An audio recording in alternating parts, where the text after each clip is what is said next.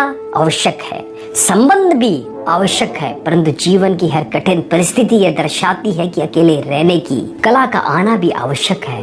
हम बड़े नहीं हैं, हमारे पीछे जो ताकत है वो बड़ी है।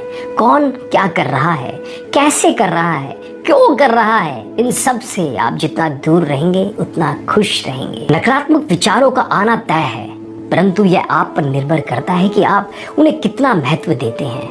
ईश्वर हमें कभी सजा नहीं देते, हमारे कर्म ही हमें सजा देते हैं। इसलिए कर्म हमेशा सोच समझ कर कीजिए। संबंध तो हमेशा कृष्णा और सुदामा जैसा होना चाहिए, एक जो मांगता नहीं और दूसरा जो सब कुछ देकर भी कुछ जताता नहीं। मुश्किल वक्त हमारे लिए आईने की तरह होता है, जो हमें हमारी क्षमताओं का सही आभास कराता है। चाहे कितना भी बदल जाए जमाने का चलन, मैंने कभी झूठ से सच्चाई को हारते नहीं देखा है। जब भी भक्ति और विश्वास अधिक हो जाते हैं, तब चमत्कार खुद होने लग जाते हैं।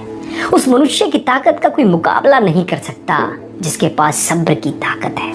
मन से ज्यादा उपजाऊ जगह कोई नहीं है, क्योंकि वहाँ जो कुछ भी बोया जाए बढ़ता जरूर है, चाहे वह विचार हो, नफरत हो या फिर प्यार हो। श्री कृष्ण कहते हैं, हे पार्थ, जो मनुष्य कर्मेंद्रियों को वश में तो करता है, किंतु उसका मन इंद्रिय विषयों का चिंतन करता रहता है, वह निश्चित रूप से स्वयं को धोखा देता है और मिथ्याचारी कहलाता है। अनुभव मन की कल्पना है और अनुभव जिंदगी का सबक है। सच्ची खुशी तभी होती है जब आपकी सोच, कथन और कर्म में समानता हो। निसंदेह किसी भी देहधारी प्राणी के लिए समस्त कर्मों का परित्याग कर पाना असंभव है, लेकिन जो कर्म फल का त्याग करता है वह वास्तव में त्यागी कहलाता है। इस दुनिया में कोई किसी का हमदर्द नहीं होता। लाश को शमशान में रखकर अपने ही लोग पूछते हैं और कितना वक्त लगेगा। कामयाब होने के लिए अकेले ही आगे बढ़ना पड़ता है। लोग तो पीछे तब आते हैं जब हम कामयाब होने लग जाते हैं। छोड़ दो किस्मत की लकीरों पर यकीन करना, जब लोग बदल सकते हैं तो किस्मत क्या चीज है।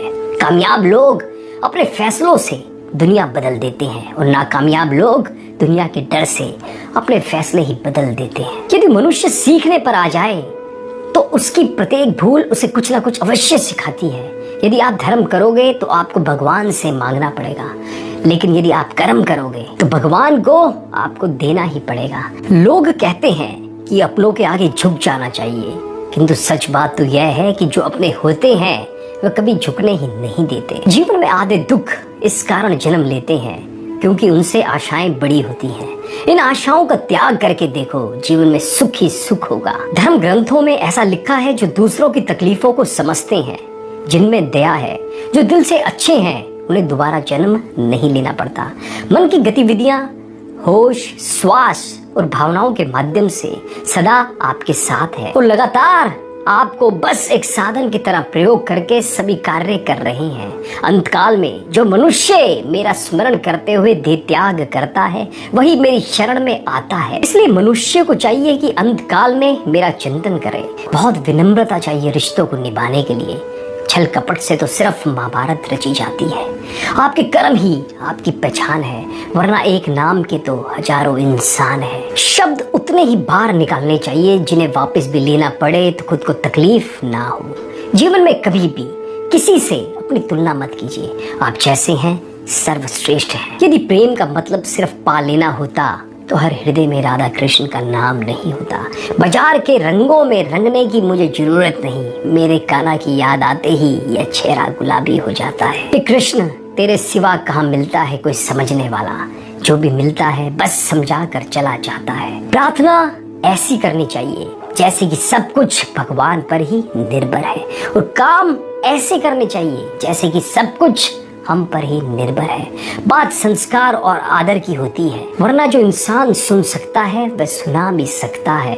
सत्य कभी दावा नहीं करता कि मैं सत्य हूँ, लेकिन झूठ हमेशा दावा करता है कि मैं सत्य हूँ। निसंदेह चंचल मन को वश में करना अत्यंत कठिन कार्य है, किंतु उपयुक्त अभ्यास एवं विरक्ति द्वारा ही ऐसा कर पाना संभव है। जैसे जैसे तेल समाप्त होने पर दीपक बुझ जाता है, उसी प्रकार कर्म के क्षीण हो जाने पर भाग्य भी नष्ट हो जाता है। केवल जीतने वाला ही नहीं, बल्कि कहाँ पर हारना है यह जानने वाला भी श्रेष्ठ होता है। इस संसार में देखने को बहुत सारे खूबसूरत स्थान हैं।